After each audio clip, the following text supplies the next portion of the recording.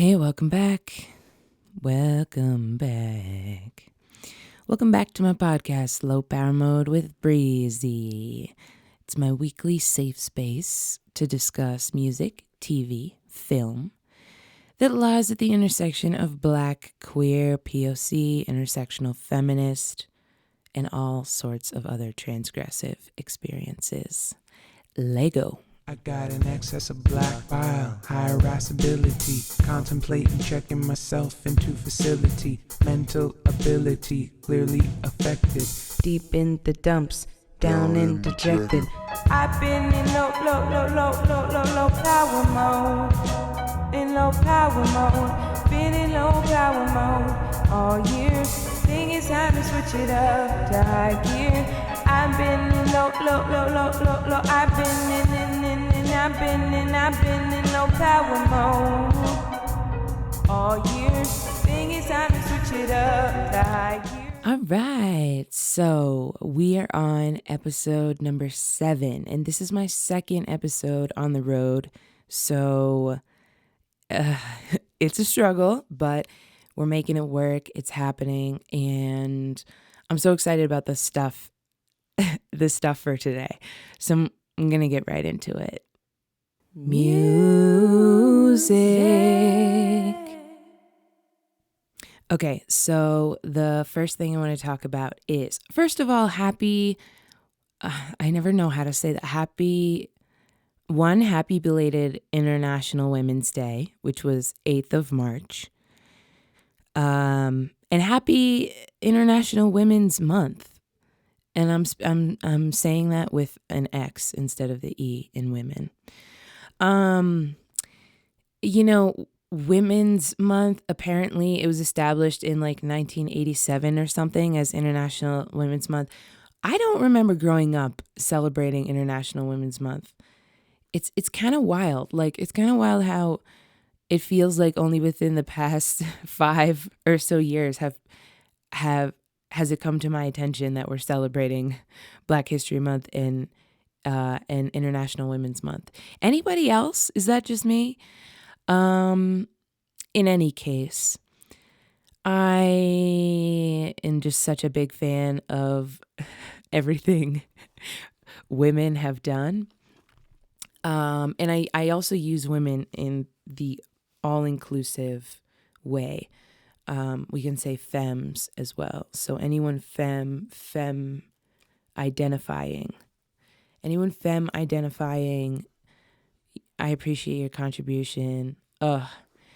Yeah, I don't know. For me, it almost feels like anyone who's not a cis man, but then you have to be tricky. I mean, it gets tricky. You have to be careful. Yeah, but I think reading up and learning more and more about gender and sexuality and lingo is very important. So if you're not up on it, definitely do that during International Women's Month. But in general, happy International Women's Month. It's just so funny. I remember being super depressed in LA in 2016, and it was like right after Trump had been elected, or maybe not right after, but a few months, and it was like the Women's March, and it was historic and everything, and I was just like depressed in bed. I just like couldn't engage. But now I feel I'm starting to feel better, and I'm starting to be able to connect and kind of figure out like my position in all of this. So that being said, Stromae did release a new music video, and though he is a cis man, the content of the video, the message, the theme has to do with like this imagining of his mother as a sex worker. So he's kind of speaking as the son of a sex worker. Okay, so Stromae, if you haven't heard me talk about him before, he is a Belgian artist, started in hip hop and rap, and then sort of evolved into his own sound. And he can spit, he can he sings wonderfully. He's got this like beautiful sort of bassy voice that's so strong. But I really, really loved him when I saw his video for Tous les Mêmes, which is like, I forget what it translates to, but it's where he has one half of him is styled like a man and one half of him is styled like a woman. And so he does a lot of gender bending stuff, and um, being someone who identifies as like formerly femme and now non-binary and stuff. He's awesome. He's just such an awesome person to follow, because he brings the force, the power of, you know, a Kendrick Lamar, but he brings the sensitivity of like a Prince. So if you're not up on Stromae, even if you don't speak French, I highly recommend you just do a little like watch something on YouTube or something. He's brilliant. And so this last one, they shot it in late January in Brussels over the course of 2 days.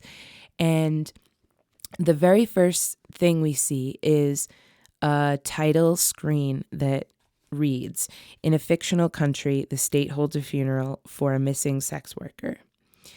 And the name of the song, I'm gonna fuck this up, so sorry. Fille de Joie. It translates to son of joy.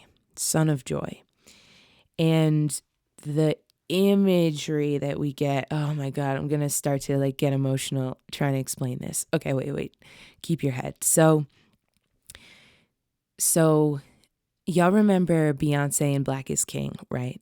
When Ivy Park Productions, Beyonce's production company, convinced Disney to let them do a visual album for her album Black is King. And Beyonce got that Disney money.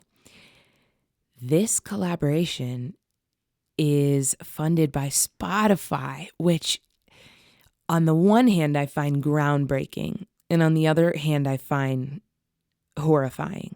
But in any case, this is, I don't believe this is precedented, especially something of this scale.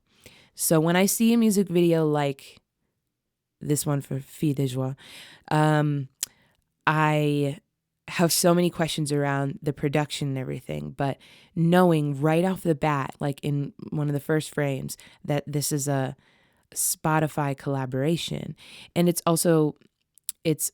Spotify and Mozart. And Mozart is I forget the word. Is it anagram? It's when you respell the letters of something. So if you take Stromae, you can mix it up and get Mozart, and that's his fashion line, video, like visual company. They do music videos. They do all sorts of productions and things, fashion shows. Super incredible. That's a whole another thing. But so this is a Spotify and Mozart production. So essentially, Mozart was like, "Hey, we want to do this. Do you want to fund us?" And Spotify was like, "Yeah." So that's how it was possible. The striking, right off the bat, what is so striking is that we've been given is that this is a fictional country, and there's a funeral being held for a missing sex worker. It doesn't say dead. It doesn't say like a sex worker who was murdered, which I think is interesting. It says missing sex worker. So it's likely that she's no longer with us, and it is a funeral, but just interesting the way that it was put. And the gravity, the weight, you would think, like, what's so special about this music video is that you would think that the president died. You would think that someone of extremely high honor has passed away, and people like random civilians all the way up to like the government and people in higher positions are there to mourn the death of this sex worker, and the lyrics are so beautiful. It ties everything together because basically he's saying, let's see, what did I write? So he's in French, he's saying like, I'm the son of a whore, or that's what you would want me to believe, you know. He kind of changes his perspective in the song, and he says like, they dehumanize you. Like at a point he's speaking to her, at a point he's speaking like from her perspective. It's, oh my god, it's almost like watching theater, this music video, because there's so many moving parts, so many things going on. And he's really acting in this role, but it's so powerful. And the music, so he took, there's like boom, da, da, boom, da, like this. I first heard this as like, they called it funky in Brazil. And this beat, and then started hearing different versions and stuff, and Afrobeat became really big. So somewhere between like that Brazilian Afro diasporic drum beat and then like set to really, I call them dark violins, like really ominous string music. And again, the weight, he calls her a hero. And I think that's the point, that if we really break it down and look at what sex workers do, who they serve, they are, I was going to say heroines, but I don't know if that's a good word to use in this context. They really are like the hero of our culture, especially, I don't know, like I think about how like porn is like the most watched thing in the States, and you know, like just these things that we don't really think about from day to day, but sex workers. Oops, that was my theme that went off without me triggering it. Sex workers are so undervalued in society, and yeah, I have so much to say on sex workers, but I want to thank Stromae for doing this, because it's one thing to be a femme or be on the side of having a vagina or not having a penis or whatever, and understand what life is like for you because of your genitals. But when cis men, grown-ass cis men, cape for women, and especially sex working women, that to me is so powerful. And it's really interesting. I used to be so in like hip hop, the whole world of hip hop used to mean everything to me. And then I kind of grew into a woman, and I was like, oh my God, the misogyny is overwhelming. And then to see Stromae, someone who has a hip hop background, and has developed into this whole thing beyond hip hop, and then really making such a strong statement for sex workers. I don't know. It's such a powerful film. It's such a powerful music video. Excuse me. So I highly, highly, highly recommend you check this out, because this is cutting edge. Like, this is so important, what's happening in music. Just this interesting Spotify Stromae blend. Also, Stromae has been in the public eye as a musician for like 10 years now. And it's so interesting to me that right now he's breaking into the US markets and stuff, touring over here. And I mean, I'm sure he toured over here before, but it really feels like I'm witnessing the breakthrough of Stromae. So I know it's International Women's Month, and it feels out of place that I'm talking about a dude, but you got to trust me. You got to trust me on this one, and definitely go check this out. It was super fun to scroll through the credits because the the crew on this video is insane. Normally for a video, you'll have like 20 people. This is just so insane how many people. And my favorite credit was Nuke Compositors because they have little firework type things going off and stuff. So you need people to set those off on time in accordance to that's a skilled job. So, wow, I just want to clap. I need to get a clap sound button to play when I feel this way, but wow. Super proud to know Stromae, this mixed dude, Rwanda and Belgium, and just doing beautiful shit. So that's our music section, and we're gonna roll over to TV. Television. All right, so we're back with me, Breezy, on the Low Power Mode podcast, and we're talking about our TV section. So, it kind of kills me that I'm on the road and that I chose this period to talk about this show and stuff, because I'd love to talk longer about it, but I need to also learn how to be concise, so it's good.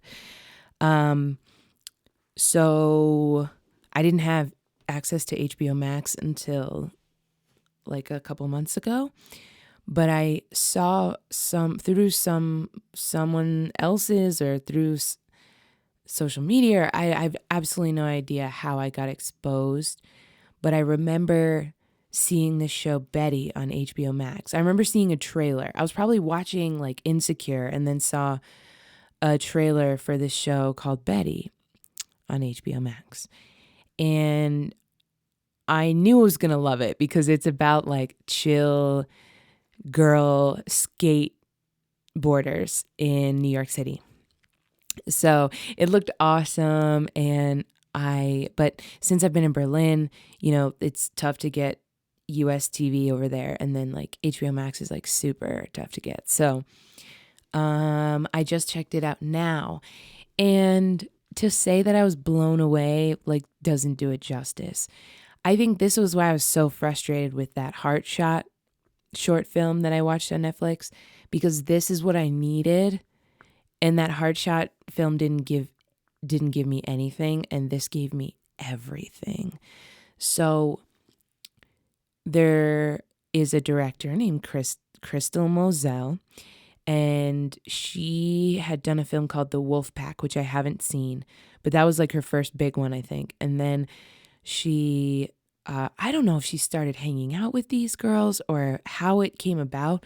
I haven't done the background research, but when I went on their YouTube channel, so it's this group called Skate Kitchen, and it's kind of like Stay in the Kitchen sort of thing, like Skate Kitchen, play on that.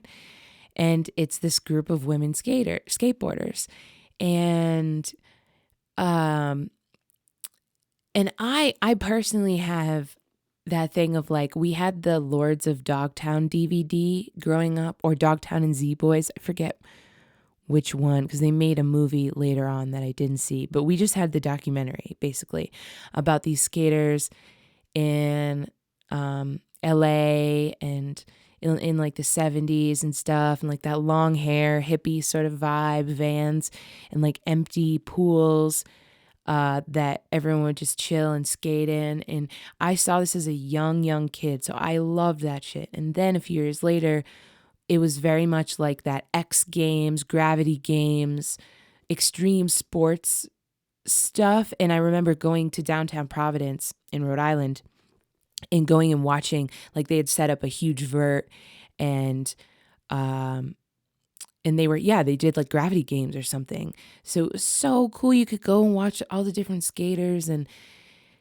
at that time I had no awareness around like gender stuff, but it was just so cool to me. I'm so attracted to that like freestyle kind of stuff because I grew up in gymnastics and diving and they were super rigid. So, okay, so back to Betty. So watching this, just immediately I was like, yes, yes, yes, yes, yes, yes, yes. Because it's focused on women. The cast is super diverse, ethnically diverse. They're not diverse just happening to be diverse. Their actual like stories and their race or gender, whatever makes them who they are, plays into the story, which for me is not just having a character of color play a white person's role. So that was incredible. There's a running theme about sexual assault. I'm gonna focus on the first season. There's 2 seasons. Unfortunately, it ended. They didn't renew it for a 3rd season, and I don't even want to get into my feelings on that. But so we've got sexual assault. We've got race. There's a moment where the white character, she's like the one there's this group, and it's super cool too because the actual group is the group that plays them. Like Crystal Moselle, the director, she must have like found this group skating around and wanted to make a film about them. So the whole thing was she made this film called Skate Kitchen, and it featured them, and it's so good, and I watched it, and I want to talk about it for the film section. But I didn't watch it until after I saw Betty on HBO. And so Betty is the TV show version, and I love it. It's so reminiscent of Broad City. So if you're a Broad City fan, you're going to love this. And it's not as like slapstick, like ha comedy. It's more dramedy. But the first season takes place over the summer in New York. And also there's so many beautiful shots of them just like skating, or it's like flowing down, in slow motion or even in regular motion. And it's like golden hour with the sun, and whoever is filming them is absolutely also on a skateboard. And this, just after working in film for the past couple of years, like with music video and stuff, like these kind of shots, like imagining the production of it is it's just so juicy and amazing. I love it. I can watch it all day. And but they didn't overdo it with those parts. They definitely had those moments though where they're like, okay, we're making something for skaters, so we definitely need to like put in a decent amount of like clips, they call it. I love their little lingo too. They all the girls are like, they talk about, they'll just use the word valid for slang about like everything, like, oh, that's valid, I love it. I love it. I love their street wear, sort of clothes, and androgynous or boy clothes that they wear, and like Dickies cropped and Vans, and oh man, I love it. I feel like my inner or like my 20s self needed this show, needed these characters in my life, and I feel like I would have fit in. So it was just such a nice watching experience for me. I think we just don't have that many examples of masculine grown women. You know what I mean?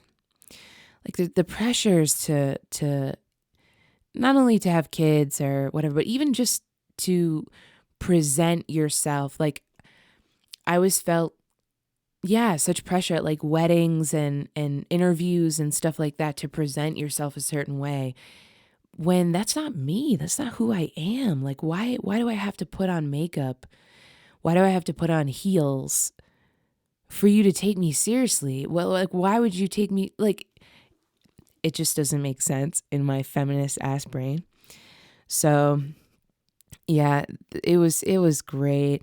The term Betty is to describe a young woman who's like super chill and doesn't mind hanging out with the guys, and like a hot chick, hot surfer chick, and that's what a Betty is, colloquially.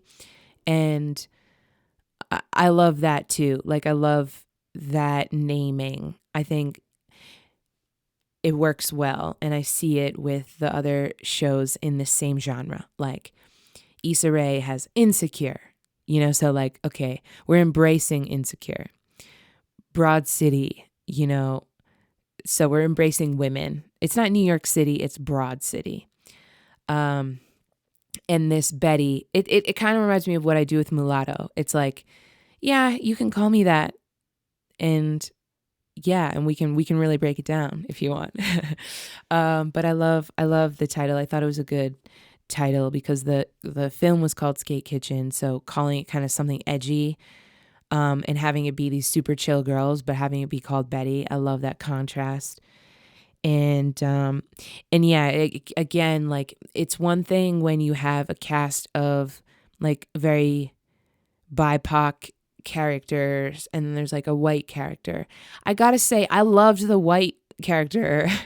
It was her name was Kurt, and she's a little whiny and stuff, but she's got the heart of gold and super loyal, and she just comes in way too hard, like way like comes in swinging, trying to help her girls. And it was a situation in the first season where one character, Janae, one of the skaters, Janae, she dates Donald, or she was in a relationship with him, and they do a comedy YouTube channel together, and it's really cute.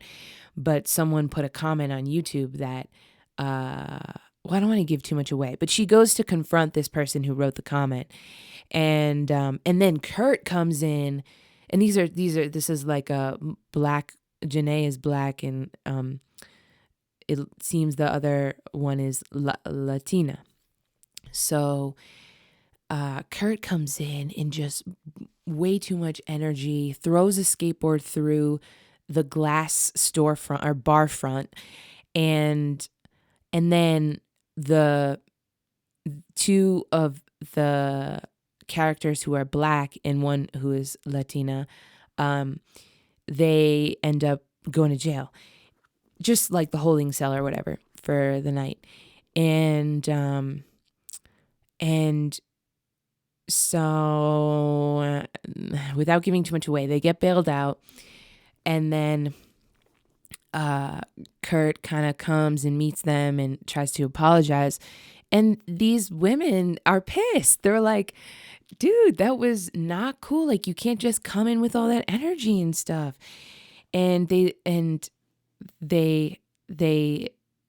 literally say, Kurt, you're white. and they say also, what was the line that, so Kurt's like, so what, did you want me to get arrested? And all three of them were like, yes.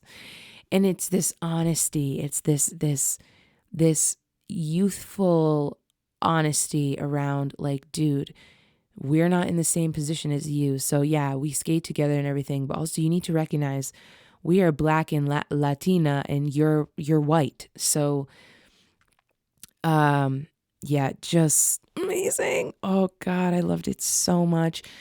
There's so much more to talk about, but I'll just tell you a little bit about the cameos. So there's this one moment where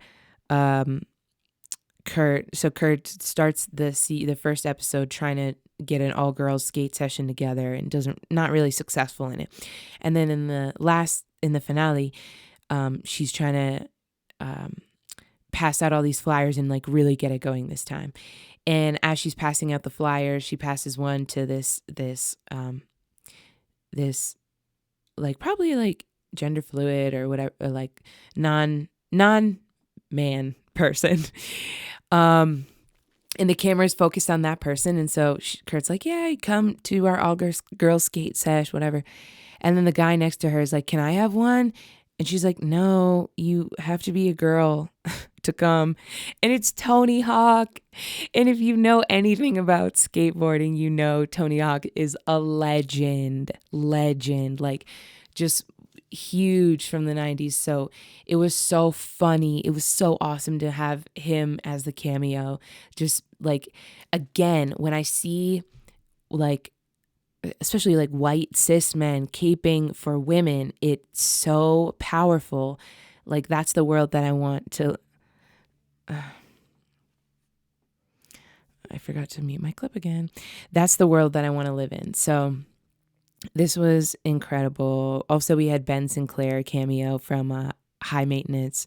You know, if you watched High Maintenance, he plays this weed dealer in New York City who rides around on a bicycle, and so as the girls are all like skating across the bridge or whatever, he's like trying to bike the other way, and it's so awesome because we have these white male figures who have been successful in TV or in public sphere, and they're supporting this TV show. It was just so awesome to see that.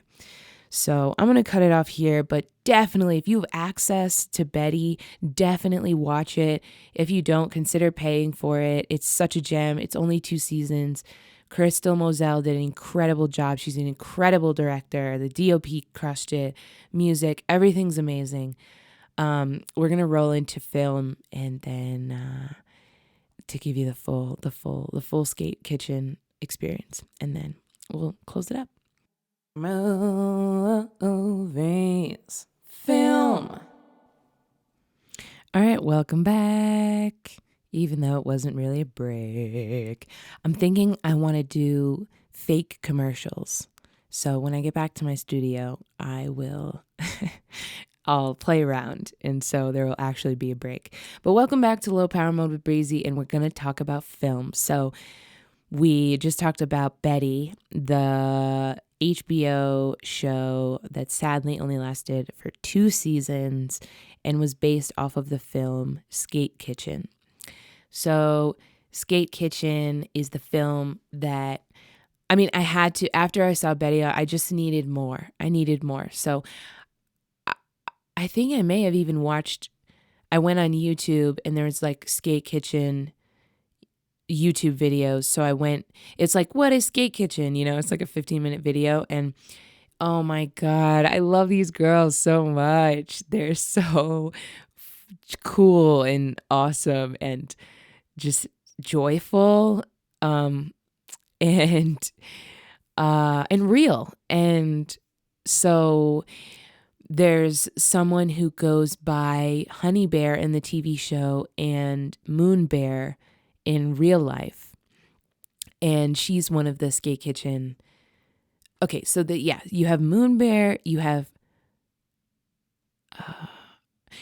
her character.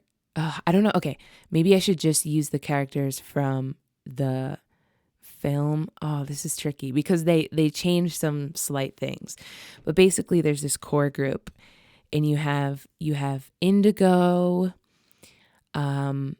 You have Janae, you have Kurt, you have Moon Bear or Honey Bear, and you have Camille.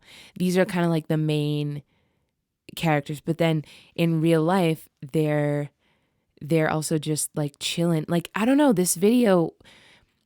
So Moon Bear, she's the one with the camera, and so she's always filming everything in the show and in the film. But she does this cute YouTube video in real life where it's just like all the girls are at the house or whatever in an apartment somewhere, and Crystal Moselle is there as well, like on a computer, and they're just like goofing around and cheesing and smoking and chilling, and so they kind of like each introduce themselves and like how they got into skating, and all of them are probably like 19 and ish, and they've been skating for like 10 years. And so I watched that YouTube video and kind of like fell in love with like the group, and then I went and watched the film Skate Kitchen. It's so good, you guys. Oh my God. Like, because also I've seen the movie. if you've seen the movie Kids, it has aspects of realism where you feel it's also around like this like kind of skate kind of crew, like alternative vibe, but it's less about skating and more about like being young kids during the AIDS epidemic in like when shit was really popping off in New York, like in terms of the spreading of the virus of AIDS. And so the movie Kids is really intense. I would not like recommend it if you're not ready, but it's a really, really, really good film. And I felt like, wow, that felt like an accurate representation. And I've been through a shit ton when I was a teenager. So when I see stuff like this, it makes me feel better because I know I'm not alone. And so I love that Crystal manages to have this. I say Crystal, it's like the team or whatever, but I think she's really the driving force, like bringing these girls to screen. And so I think her ability to catch not only kind of rowdy moments of trying to be a woman in a man's world or whatever, but also these soft, intimate moments like among the girls. And they're kind of like dudes in their own way. But I don't know. It's so hard to describe, but this really brought me back to a time, and it really made me feel like, wow, I'm so happy to know these girls exist, and I want them to stay who they are as they grow into their 20s and 30s and 40s and 50s. Like I want them to like maintain what they're maintaining now. But so speaking of that theme in the film focuses on Rochelle Vinberg, who is she's like one of the most I don't know, they're all so talented, but like one of the most talented in the group, let's say. And they kind of focus on her story, her lens. So she's living out in Long Island with her mom, and she's really lonely and loves skating, but hurt herself, and her mom was scared that she couldn't have children, and so it's already hitting on these themes of trying to just be you, but other people are seeing that as trying to do things that like boys or men do, and so you're like wrong for even doing it.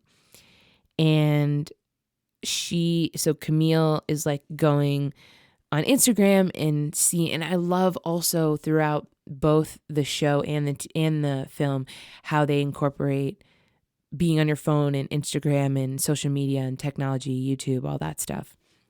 It's really well done. So she kind of is seeing on Instagram that there's this group, so she kind of like starts to hang with the group, and she's distancing herself from her mother, and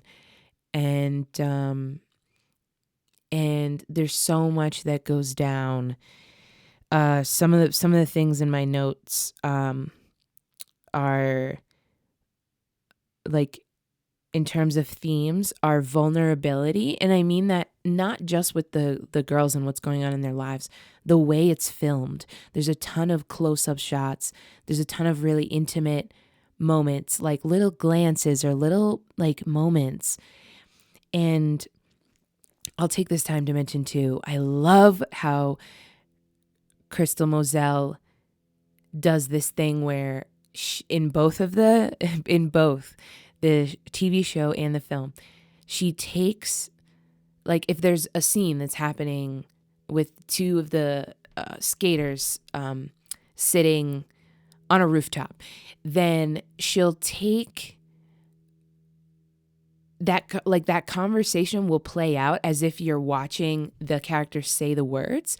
But what happens is she gives like the moments during that conversation where the characters aren't speaking. They're just kind of like looking or smiling or doing whatever. So you hear them talking to each other, but you don't see the words moving. You just see their expressions and stuff. And I think it's so powerful, and it's a really great way to exemplify vulnerability on film, which is tough because there's always that like third party gaze going on. I also love the theme of bananas that's in both TV and film. This has just become a comparison, but whatever. There's so many bananas. So like I feel like they were like bananas was just like part of their logo early on for Skate Kitchen, like their group and stuff. And so just there's like a banana carved out as a weed pipe. There's bananas on somebody's t-shirt. There's a banana Halloween costume in the TV show. The bananas theme I loved. Also this idea like for the character Camille that she's like feeling super lonely and empty, and then now that she's found her girls, like she's not feeling it anymore. And I think depression can feel so real for us and so scary and awful when we haven't found our people. I think that's the hardest part about our country. It's like it's so big and so overwhelming, and we're all in our own worlds and our own realities, and it's hard to find where you fit in. So as the perpetual misfit, this being a theme in the script and in the visuals and everything, I was like, wow, so gorgeous. I love her naivete as well. Camille's character, she's like, you guys use tampons? Like, when they're all sitting around talking, can't that kill you? And it's like, oh, baby, like just the girls who are growing up in the city and then the ones who are growing up like on Long Island who would like coming from strict backgrounds. Just so interesting. Also, Camille talks about how it's embarrassing to like so there's this story where she was staying with her dad for a while and she didn't want to stay with her mom, and she loved playing with the guys and everything, and then she started to grow breasts, and then she wanted to like she would hit herself because she didn't want to grow into a woman because she knew what that meant, and how it was embarrassing, and how she then felt like she needed her mom because she was growing into a woman. But sometimes moms don't get, tomboyish girls. So that theme, it really hits home for me. There's kind of a casual conversation in the film about sexual assault and how normal it is for men to victim blame when they're fucking around and doing shitty shit to young women. There's the line, us girls, we think too much, and how like some of the best guy skaters, they just don't think, and how like women are taught to overanalyze. Femininity, just the way that it comes out, like it's interesting. Some of the characters are really comfortable with femininity and some of them are not. And Kurt, like the very like butch lesbian character, she seems very comfortable with her femininity. I love that. I think that's very interesting. She has this like butch vibe, but she seems to love being a girl or love being a woman. And I'm more on the Camille side of things. I've felt like embarrassed around being womanly or whatever. So yeah, I thought that was super, super interesting. The comfort with which the characters displayed their femininity. And in this whole chilling with the guys thing, oh my God, that was so me growing up, especially my first 2 years at the University of Pittsburgh, where I was a diver. I was a Division I athlete, and the swimming and diving team was super good and super fucked up in terms of like partying and stuff. And so there's a scene in the film where she kind of falls out with the girls, Camille, and so she goes and stays with her guy friend, and it's just like shit everywhere, and there is this camaraderie and like funness about it that I remember, but it's punctuated with like, these misogynist conversations and porn randomly being watched, and like, I don't know, I'm not against porn being watched, but it's just like there's disrespect towards women, underlying disrespect towards women that you kind of have to swallow if you're one of the guys, just one of the guys sort of thing. I mean, unless you stand up for yourself, but it becomes difficult.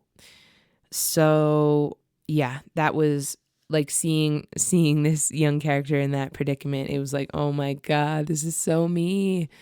This is so me, this vulnerability. And then, oh, she tries to make out with this guy who she likes, and he says he sees her like a little sister, and it's like, damn, what the hell are you supposed to do? People like, they want you to be a woman, but then they don't want you to. It's just confusing. It's confusing. And I felt like the film did such an amazing job of showing that. There's a really sweet moment at the end where she had said she had lashed out on her mom. Her mom had lashed out on her. It was, it was messy, but she goes back and she apologizes, and then there's a great little moment where she gets her mom on the skateboard. She gets her riding on the skateboard, and her mom's wearing scrubs and stuff. It's just so cute to see. It's so good. It's so good. I can't promote work like this enough because it's women, it's girls, it's showing us. It's showing like the real shit that we go through, and it's important for not only other people who identify as femmes, but everyone to see that dynamic, because that's what it is in the States. It's not easy, and I feel like I've grown. I've made it through the gauntlet, but still, I have trouble with my sexuality because it's like I'm not trying to be feminine, but I also am not trying to get with women. And people like draw they're like, you're one or the other. They draw that conclusion. So yeah.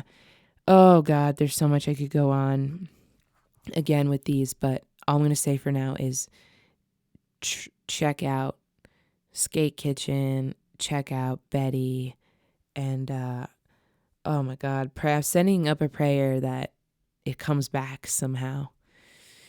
Could be like a new cat. I don't know. Or the characters when they're older. I don't know. Who knows? Hopefully this is not the last we see of Skate Kitchen. All right, that's going to wrap up the film section. Thanks for sticking with me.